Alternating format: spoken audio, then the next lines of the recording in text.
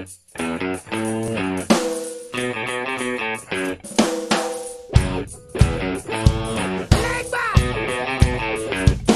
it.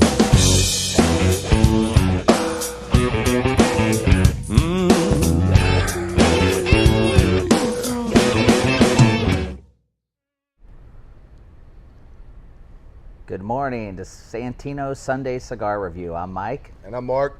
And today we're going to start our next three-part series involving Casa Fernandez and their Aganosa leaf. This morning we're both smoking. We decided to go with the start of the Aganosa leaf, and we're going to talk a little bit about exactly what Casa Fernandez is and what this became and why it is actually so cool. But we went with the two kind of what I consider the staples from the brick and mortar side of Casa Fernandez. And we went with the original Corojo that Mike has, and then I've got the Medero. So we've lit into these, and Mike, what's that blend like on that guy? This is supposed to be a 2006 Corojo wrapper with Nicaraguan and Dominican filler. Okay. Now, you're going to have to help myself and the audience because I've heard of Casa Fernandez. I see it in the magazines, didn't know a lot about it.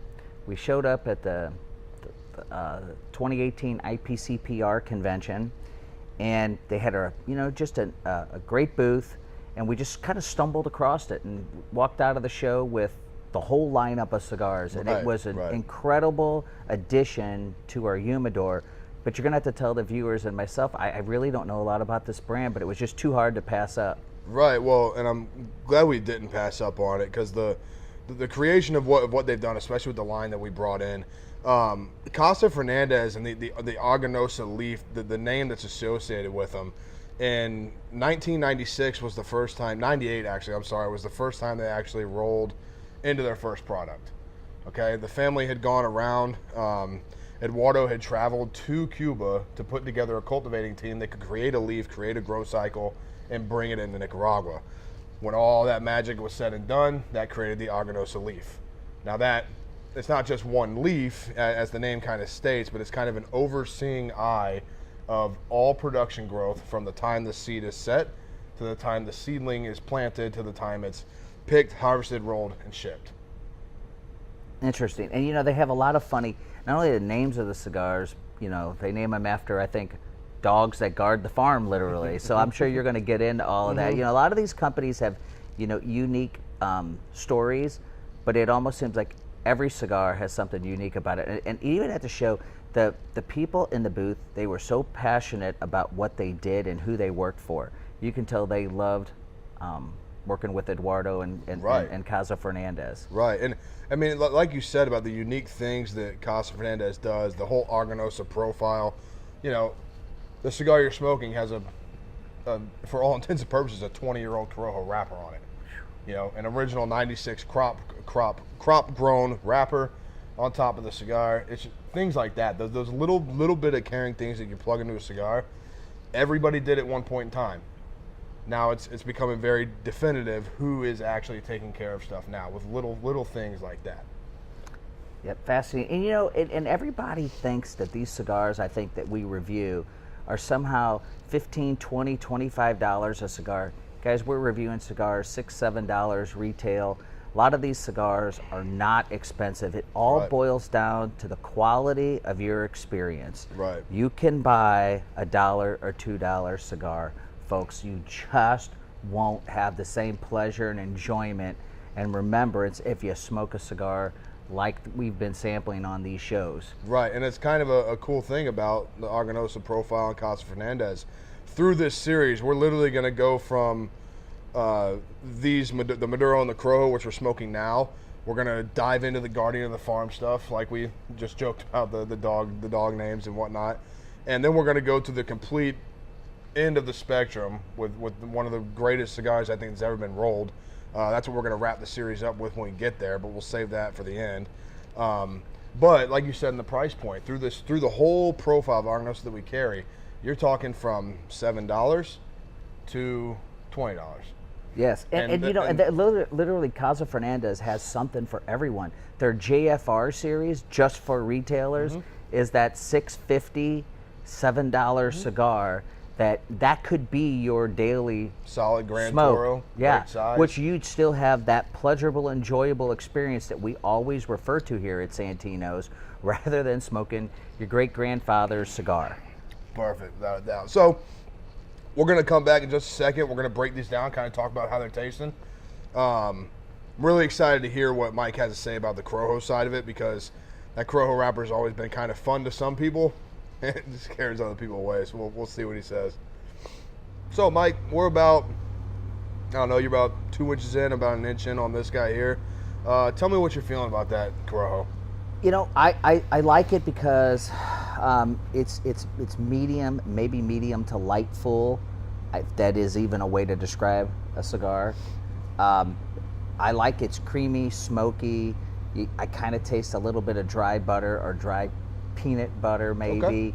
Okay. I like it because they're subtle, smooth, consistent flavors rather than an overpowering spice or pepper, which a lot of people like. That spice and pepper has to blend itself well for me to enjoy that as much. So this, for me, is pretty easy to smoke.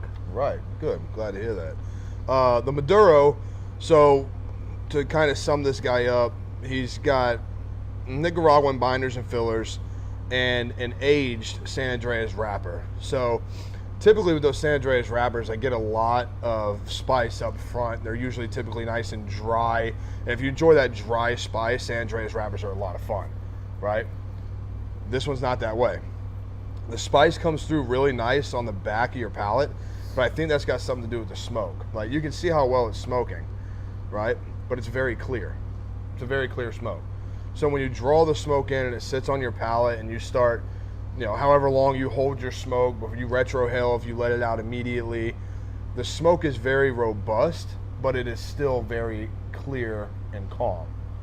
So it opens up a bunch of different flavors. One of the things I'm really enjoying about it is on the back end, when you draw the smoke in, on the back of your palate, it leaves this nice, sort of what you said with the peanut butter, but kind of like a mixed nut package sitting on the back of your palate.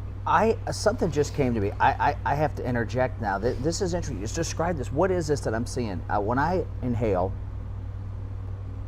I blow out and I stand the cigar on end. This cigar is very smoky. It's coming out of the cap. So what this is proper rolling, folks.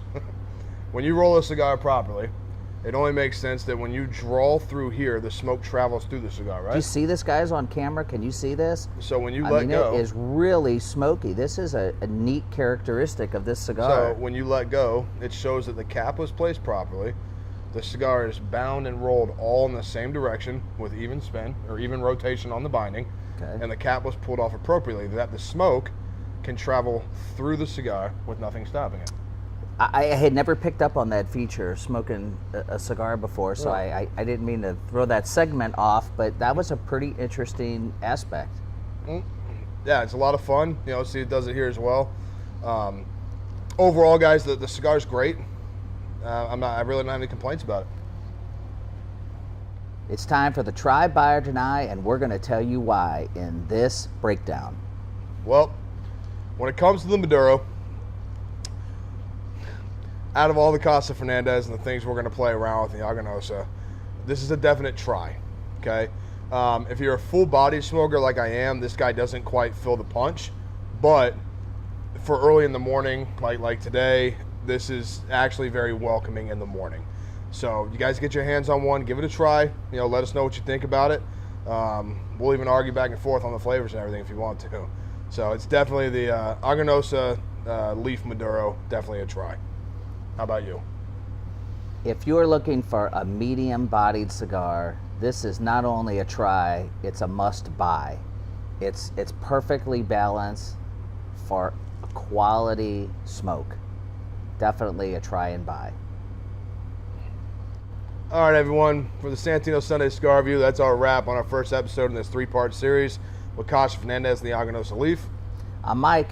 I'm Mark. Remember, like, comment, subscribe below. Ding our little bell. You get all our little fancy updates and whatnot. And we'll see you guys next week. And remember, the only difference between a good cigar and a bad cigar is the cigar. Cheers.